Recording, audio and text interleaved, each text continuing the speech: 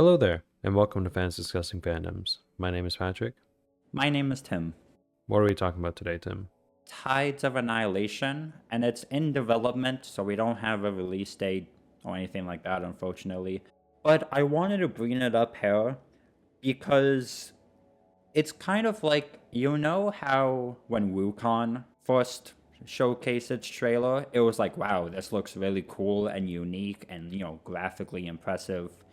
And then Stellar Blade came out, and again, it was like, this looks good gameplay wise, graphically, that sort of thing.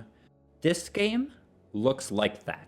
Tides of Annihilation. It looks like the next game, like those two games, where, gameplay wise, it looks unique, interesting. They're doing some cool stuff with mechanics, with combos, and like summoning personas, kind of, because it is very much like personas from Persona.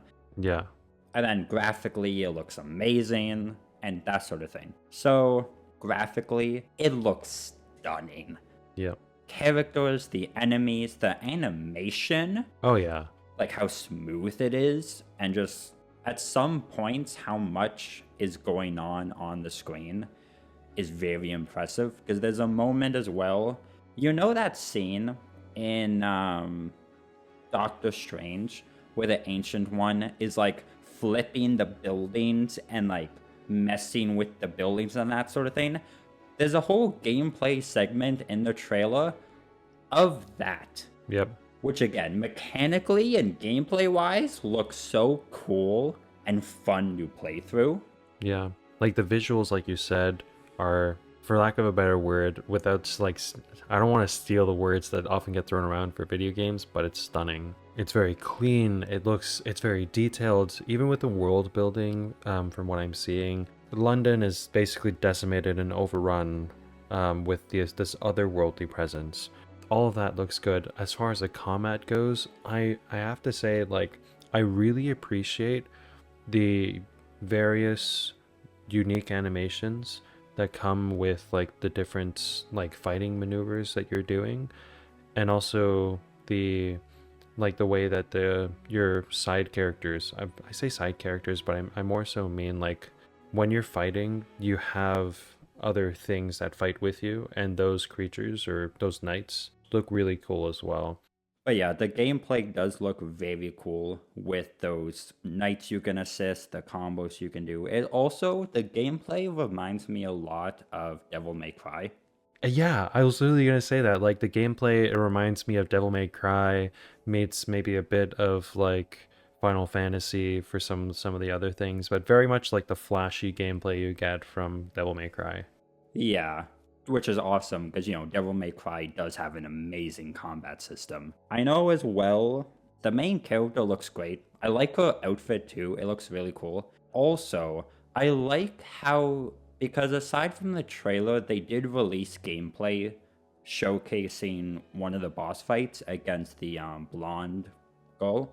And what was cool about it though is they pretty much used the environment to maximum capacity. Because you know how sometimes when you go into like a big fancy arena, you just fight on the ground level and that's it. That's all you do within that arena for that boss fight. Yeah. And it's like, okay, sure, fine. That's fine. Moving on. Yeah, it's pretty standard. Yeah. But then for this, you fight on the flow, but then halfway, the entire arena like flips and you fight on the ceiling. And then after that, it has a cutscene where like you're fighting on the walls of the library, on the bookcases, which is really cool because again, they're showing you that they're using the arena creatively for the boss fight. So I like that, and I hope that, other boss fights also do that, using the entire arena in cool creative ways like we saw in that gameplay. Mm-hmm. So that's all really cool. One thing I wanted to talk about a bit as well is, for me, with games, I want something that adds complexity or like some sort of challenge. Like, I don't want it all to just be button mashing, flashy, everything happens automatically. And it looks like they offer some of that challenge in this gameplay to really kind of like immerse you into it to make you feel like, you know, you're in controls of these flashy moves. Because like with all these different things that are happening, I saw that they had a parry system, for example, and obviously dodge mechanics.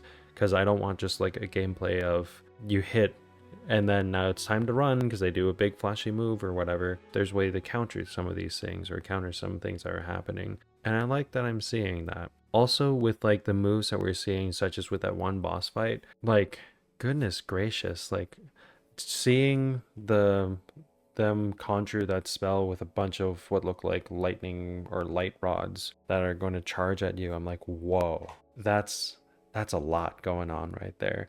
And that looks really cool. You mentioned using the map to the fullest, Yeah.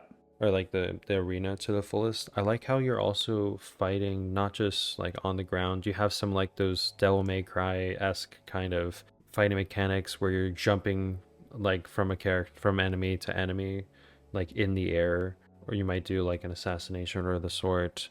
It's also interesting that they have some like that you mentioned with like the Doctor Strange kind of being sent into the mirror world. I forget what it's called, but they have some platforming, maybe not quite platforming, like You're jumping and dodging. I would say it's platforming. yeah, jumping and dodging. But it looks like the game's actually, you know, made for you to be able to do that. Yeah.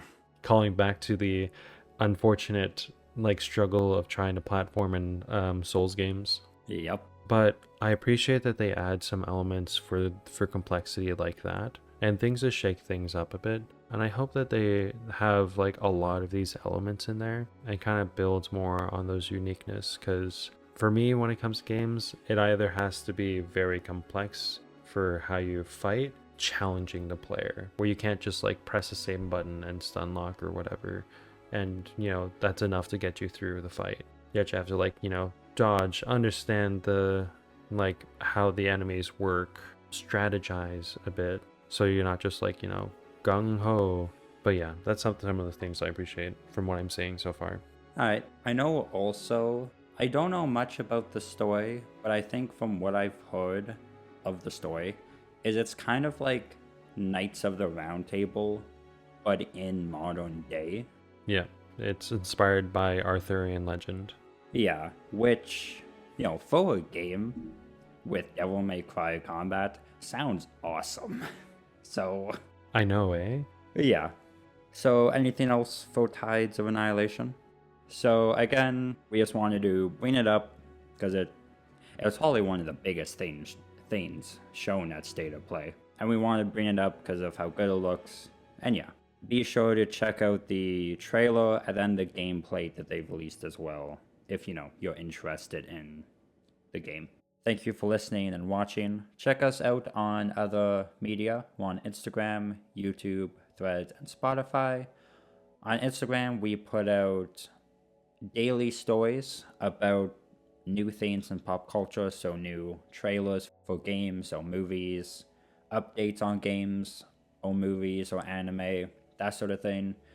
We also every Monday put out a comics releasing this week featuring DC, Marvel, Coffin, Image, and Mo indie comics like that. So check us out there if you want to stay updated on everything pop culture. Check out our other videos. We will see you in the next one. Goodbye.